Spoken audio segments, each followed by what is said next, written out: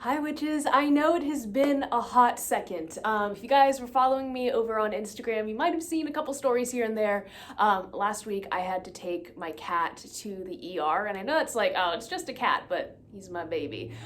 So we've just been, oh, and this is my other little baby here. But anyways, last week I had to devote like several days to caring for him, and then when I went to go edit my videos from last week, all of the sound was not recorded. So I just, after collapsing into a puddle on the floor of just like frustration and tiredness, I was like, you know what?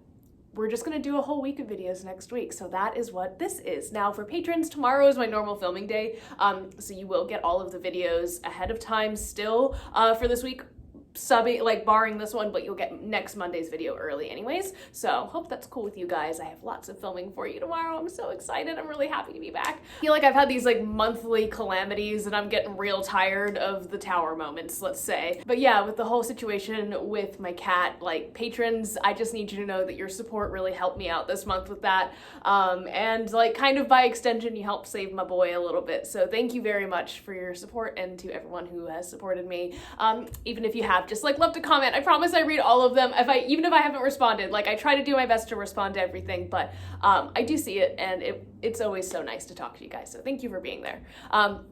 Now, for the topic at hand, hopefully we can move away from cat sickness, but today we're going to be talking about the veil being thin and what that exactly means. Now, many witches believe that there is a veil between this world and the spirit world, or the world of the dead, and around this time, around October, around Samhain, there is a very common belief that the world, or the veil between these worlds, is now thinner as we are kind of transitioning between seasons. So it's kind of like we were firmly in summer, and now we're transitioning into winter. And then earlier in the year, we were transitioning from winter into summer, and we see the veil thin again, but with a different world, with the world of the Fae. So it's kind of a similar concept, but different realms, so to speak. Now, what does this mean for us as witches? Now, as we approach Samhain, this time when these boundaries are thinner, we may see an increase in the presence of our deceased loved ones coming through.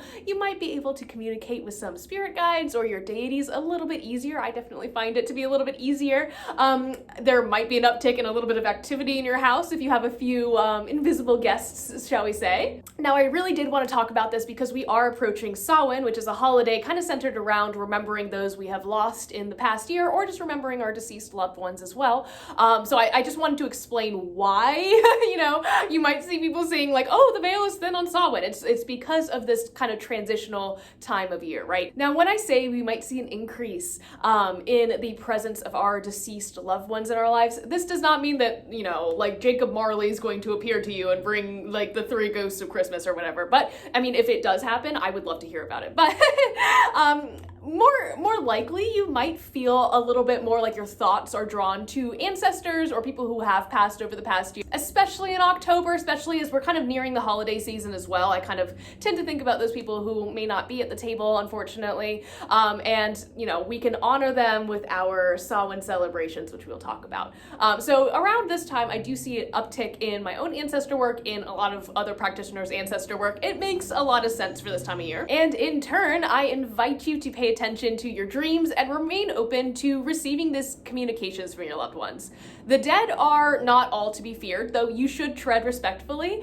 So I do invite you guys, to allow that into your life if that is something that you are comfortable with. If you are encouraged to learn a little bit more about maybe venerating ancestors, learning their history and stuff like that. I do have a couple videos about ancestor work, not about your individual family histories. That would be a lot of work. Now, if ancestor work isn't really your thing, but you're kind of interested in kind of spirits and maybe reaching beyond the veil a little bit, Samhain is also a great time for seances and connecting with spirits that surround you. So I encourage you to honor the spirits of the land specifically as part of your practices, maybe during Samhain, perhaps making an offering, a statement of good intention. And again, I don't want people to fear spirits or fear the dead, because generally speaking, they are very nice people. But I do want you guys to be safe. And we're going to talk a little bit more about graveyard etiquette tomorrow, so stay tuned for that. Patrons, I'll see you bright and early tomorrow with that one. But if you aren't necessarily interested in working with the dead or spirits in any form, which you as a witch are not like required to do, I almost said not qualified to do. As a witch, I think that's very much within your qualifications. But this is also a really great time to focus on divination, because those messages from other worlds, perhaps messages that you need to hear from these, from either ancestors, your deities, etc., they flow a little bit more easily around this time, again, with that veil being thin. Now, Samhain, finally, I know I keep talking about it, and I promise we are going to have a whole correspondence video next week, so stay tuned. But Samhain is often called the witch's new year, so it's a really great time to be doing divination for the year ahead. I have some readings listed on my website, just saying. But we see the end of this cycle of death, rebirth, abundance, and harvest, only to begin again. Now, as you do explore divination throughout October, I do encourage you to be open to receiving the wisdom that you may need for the year ahead, if that is something that you are interested in exploring a little bit. Maybe getting your cards read by another practitioner, because I always think that like an outside perspective helps me, especially because like I have my own interpretations of the cards, but some people interpret things a little bit differently that really give me a brand new perspective or a new way of thinking about things, or even thinking about the cards, and I'm just like, oh, brilliant. Or if that doesn't float your boat, maybe consider trying out a new divinatory practice as Samhain approaches and we walk our paths through October.